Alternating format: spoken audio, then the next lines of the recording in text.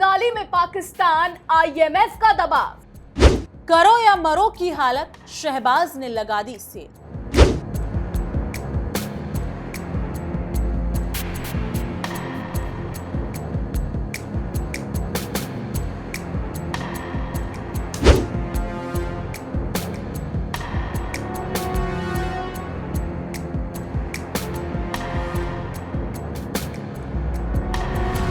नमस्कार, India daily का digital platform देख रहे हैं आप। आपके साथ मैं हूं इशिका त्यागी। नमस्कार दोस्तों, मैं हूं आपके साथ तान्या त्यागी। आज की शुरुआत एक ऐसी खबर से है जो पड़ोस में चल रही आर्थिक उठापटक की पूरी तस्वीर दिखा देती है। हालात इतने बिगड़ चुके हैं कि सरकारी खजाना खाली होने की आहट अब सरेआम सुनाई दे रही है। बीते दिनों सरकारी एयरलाइंस की सार्वजनिक नीलामी के बाद अब कंगाल पाकिस्तान की सरकार ने कमर कस ली है और तैयारी है बैंकों से लेकर होटलों तक, बिजली कंपनियों से लेकर बीमा और रिटेल नेटवर्क तक सब कुछ बेच देने की। कहावत है ना, जब पानी सिर से ऊपर चला जाए तो तिनके का सहारा भी नाव लगाने लगता है। पाकिस्तान की हालत भी कुछ ऐसी ही बताई जा रही है। बिल्कुल इशिका, और रिपोर्ट साफ साफ कह रही हैं कि आर्थिक तंगी से जूझ रहे पाकिस्तान के पास निजीकरण के अलावा कोई रास्ता ही नहीं बचा है। हालात ये है कि सरकार खुद मान रही है कि डिफॉल्ट से बचने के लिए अब बेचने के सिवा कोई विकल्प ही नहीं बचा है। शहबाज शरीफ की सरकार ने बैंक, होटल, बिजली कंपनियां, बीमा सेक्टर और यहां तक कि रिटेल नेटवर्क तक को बेचने की योजना बना ली है। या फिर यूं कहें कि जो कभी सरकारी पहचान थे अब वही नीलामी की सूची में खड़े नजर आ रहे हैं। पाकिस्तानी हुकूमत का तर्क है कि ये कदम मजबूरी में उठाना पड़ रहा है। अंतर्राष्ट्रीय मुद्रा कोष यानी आईएमएफ की शर्तें पूरी करनी है और देश को डिफॉल्ट के दलदल से निकालना है।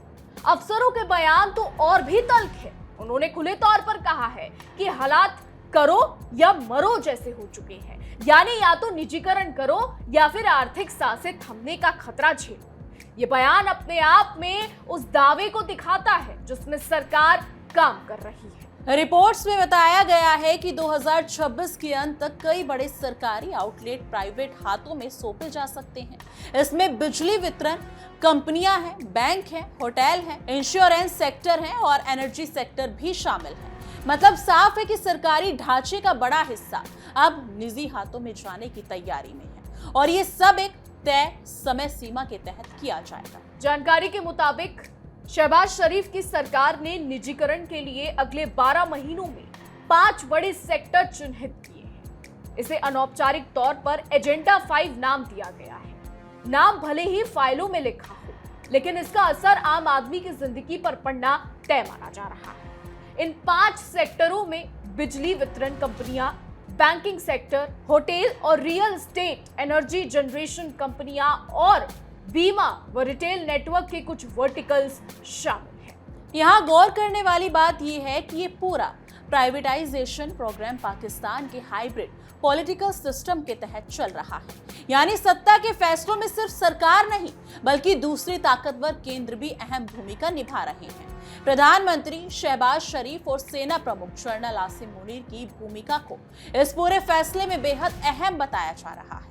कह सकते हैं कि आर्थिक फैसले भी अब सत्ता की साझा रसोई में पक रहे हैं। हालांकि ये फैसला पाकिस्तान के भीतर भारी विवाद का कारण बन गया है। समर्थकों का कहना है कि जब जेब खाली हो और उधार पर देश चल रहा हो तो आर्थिक सुधार का यही इकलौता रास्ता बचता है। उनके मुताबिक निजीकरण से न सिर्फ पैसा आएगा बल्कि सिस्टम में सुधार भी होगा। उनके लिए ये कड़वी दवा है, लेकिन बीमारी बचाने के लिए, यानी अगर यूं कहे कि बीमारी से बचने के लिए ये जरूरी बताई जा रही है। दूसरी तरफ विरोधियों के सुर कहीं ज्यादा तेज हैं। उनका आरोप है कि ये फैसला शहबाज शरीफ सरकार की नाकामी को उजागर करता है। उनका कहना है कि सरकार देश चलाने में असफल रही और अब राष्ट्रीय संपत्तियों को बेचकर अपनी गलतियों पर पर्दा डालना चाहती है। कई लोग इसे देश की संप्रभुता से खिलवाड़ तक बता रहे हैं और सड़कों से लेकर संसद तक इस मुद्दे पर नाराजगी देखी जा रही है। बता दें, विरोध करने वालों का तर्क है कि जिन संस्थानों को दशकों में खड़ा किया गया उन्हें यूं ही निजी हाथों में सौंप देना आने वाली पीढ़ियों के साथ अन्याय है।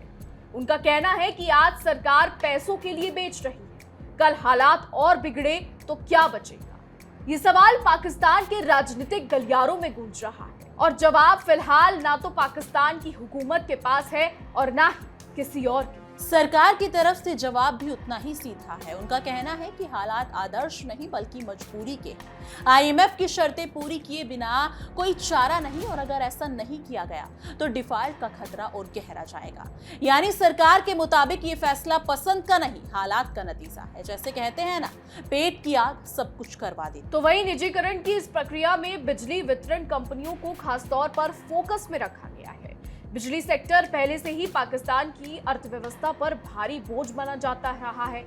घाटा, सब्सिडी और कर्ज का पहाड़, इन सब के बीच अब सरकार इसे निजी हाथों में सौंपकर राहत की उम्मीद कर रही है। सवाल यही है कि ये राहत कितनी और कब तक मिलेगी? बैंकिंग सेक्टर को लेकर भी बड़ी तैयारियां हैं। सरकारी बैंकों को बेचने का मतलब है कि सरकार अपनी वित्तीय जिम्मेदारियों से एक कदम पीछे हटने को तैयार है। समर्थकों को उम्मीद है कि इससे सिस्टम बेहतर होगा, जबकि विरोधी इसे जनता के पैसे से बनी संस्थाओं की बिक्री बता रहे हैं। ये बहस दिन ब दिन और तीखी होती जा रही है। होटल और रियल एस्टेट सेक्टर का निजीकरण भी एजेंडा 5 का हिस्सा है। ये वो संपत्तियां हैं जो कभी सरकार की शान मानी जाती थी, अब वही शान बिकाऊ होने की कगार पर है।